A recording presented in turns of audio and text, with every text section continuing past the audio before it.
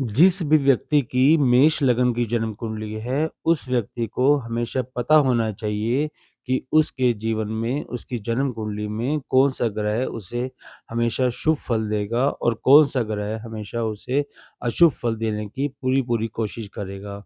इसीलिए आज की वीडियो में हमने मेष लग्न की जन्म कुंडली में कारक ग्रह और मारक ग्रह इसके बारे में चर्चा की है। सबसे पहले मेष लग्न की जन्म कुंडली में 1 नंबर भाव के स्वामी और 8 नंबर भाव के स्वामी मंगल देव बनते हैं। मंगल देव के पास पूरी सुप्रीम पावर है कि 12 घरों में 7 ग्रहों का बँटवारा वो किस प्रकार से करेंगे, राहु केतु को हम इसमें शामिल नहीं करेंगे। कैसा फल जातक को मिलेगा? इसके बारे में मंगल देवी जन्म कुंडली में सबसे शुभ ग्रह बनेंगे क्योंकि वह लग्नेश भी हैं। लग्नेश होने के साथ-साथ इस जन्म कुंडली के सबसे बड़े कर्ता-धर्ता भी हैं। तो जन्म कुंडली में जहाँ पर भी बैठेंगे हमेशा जातक को शुभ फल ही देंगे। दूसरे नंबर पर शुक्र देव आएँगे। शुक्र देव इस जन्म कुंडली में 2 नंबर और 7 नंबर 2 घरों के मालिक होने के साथ-साथ लग्नेश के मित्र ग्रह नहीं हैं, अति शत्रु ग्रह हैं, इसीलिए शुक्र देव भी इस जन्म कुंडली में मारकता का ही रोल निभाएँगे, यहाँ पर जातक को कदापि अच्छा फल नहीं देंगे।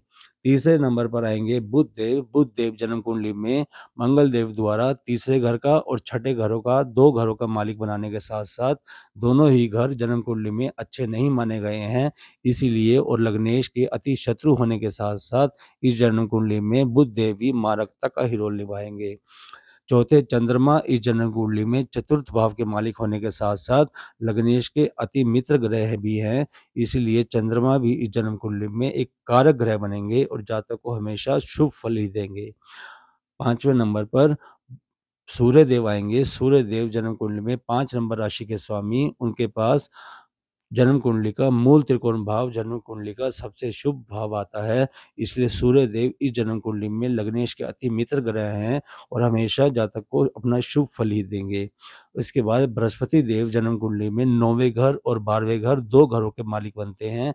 9वाँ घर एक भाग्य स्थान का मालिक, धर्म स्थान का मालिक, पिता का कारक, इसीलिए बुध बृहस्पति देव इस जन्म कुंडली में अति योग कारक ग्रह बनेंगे और जातक को हमेशा शुभ फल ही देंगे। जहाँ पर भी बैठेंगे हमेशा जातक को अपना जीवन आसान बनाने में पूरी मदद करेंगे।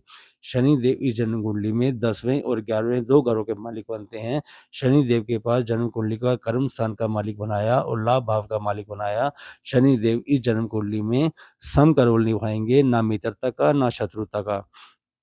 शनि देव इस जन्म कुंडली में सम का रोल निभाने के साथ-साथ अपनी प्लेसमेंट के अकॉर्डिंग फल देंगे।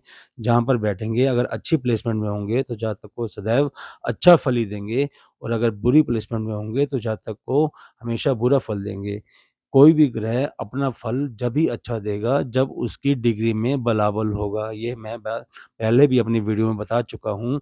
अगर कोई भी कारक ग्रह आप सोचते रहोगे कि कारक ग्रह मेरा अच्छी घर में बैठा है और मुझे उसका शुभ फल नहीं मिल रहा, तो कृपया एक बार उसकी डिग्री ज़रूर चेक कर लेना।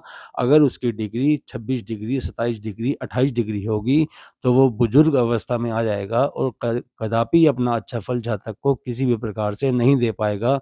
जातक सोचता रहेगा कि मुझे इसका फल क्यों नहीं मिला। मेष लग्न की जन्म कुंडली में हम स्टोन केवल उसी ग्रहों का डाल सकते हैं, जो ग्रह इस जन्म कुंडली में कारक ग्रह बनते हैं। मारक ग्रहों का स्टोन कभी भी किसी भी लग्न की जन्म कुंडली में नहीं डाला जाता।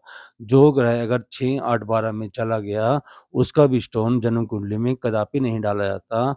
अगर वह केंद्र स्थान में हो या मूल त्रिकोण स्थान में हो, तब उसकी वृद्धि को बढ़ाने के लिए, उसकी पावर को बढ़ाने के लिए ही हम स्टोन को धारण कर सकते हैं।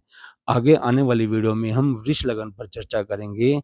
आज के विषय में चर्चा इतनी ही है। अगर आपको कोई भी जानकारी चाहिए तो मुझसे निःशुल्क परामर्श कर सकते हैं। तब तक के लिए धन्यवाद। जय श्री कृष्णा।